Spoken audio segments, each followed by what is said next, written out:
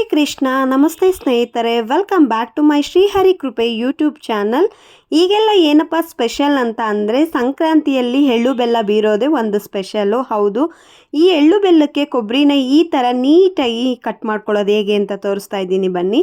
ಮೊದಲಿಗೆ ನಾನಿಲ್ಲಿ ಒಂದು 3ರಿಂದ 4 ಕೊಬ್ಬರಿನ ನೀಟಾಗಿ ಕಟ್ ಮಾಡ್ಕೊಂಡಿದ್ದೀನಿ, ಮಧ್ಯಕ್ಕೆ ಕಟ್ ಮಾಡ್ಕೊಂಡಿದ್ದೀನಿ. ಯಾಕಂದರೆ ಒಳಗಡೆ ಏನಾಗಿದೆ ಅಂತ ಫಸ್ಟೇ ನೋಡ್ಕೋಬೇಕು. ಹಾಗಾಗಿ ನೋಡಿ, ಮೇಲ್ಗಡೆ ತಿರುಳನ್ನ ಈ ಥರ ನಾನು ನೀಟಾಗಿ ತುರ್ಕೊಂಡು ತಕ್ಕೊಂಡಿದ್ದೀನಿ. ನೆಕ್ಸ್ಟ್ ನೋಡಿ, ಈ ಥರ ಶೇಪ್ ಬಂದಿದೆ. ಇದು ಮೇಲಿರೋ ಅಂಥ ತಿರುಳೆಲ್ಲ ತೆಗೆದ್ರೆ ಈ ಥರ ಆಗುತ್ತೆ. ಇದನ್ನು ಒಂದು 2 ಅವರ್ಸು ಇಲ್ಲ ಒಂದು ಅರ್ಧ ದಿನ ನೀರೊಳಗೆ ಹಾಕಿ ಬಿಟ್ಬಿಟ್ರೆ ಚೆನ್ನಾಗಿ ನೆನೆದ ಮೇಲೆ ಅದು ಕಾಯಿ ಶೇಪಾಗಿ ಬಂದಿರುತ್ತೆ. ನೋಡಿ, ಈ ಥರ ಕಾಯಿ ಹೇಗಿರುತ್ತೋ ಆ ಥರ ಆಗ್ಬಿಟ್ಟಿರುತ್ತೆ. ಯಾಕಂದರೆ ನೀರಲ್ಲಿ ಓವರ್ ನೈಟ್ ಇಟ್ಟರು ಓಕೆ, ಇಲ್ಲ ಅಂದರೆ ಒಂದು 4 to 5 hours ಈ ಥರ ನೀರೊಳಗೆ ನೆನಾಕ್ಬಿಟ್ರೆ ನೋಡಿ ಈ ಥರ ಕಾಯಿ ಥರ ಆಗಿರುತ್ತೆ. ಇದನ್ನೇ ಈ ಥರ ಸ್ಲೈಸಸ್ ಥರ ಕಟ್ ಮಾಡ್ಕೊಳ್ಳಿ, ಬೇಗ ಸುಲಭವಾಗಿ ಬಂದ್ಬಿಡುತ್ತೆ. ನಿಮ್ಗೆ ಯಾವುದೇ ಥರ ಕಷ್ಟ ಇರಲ್ಲ.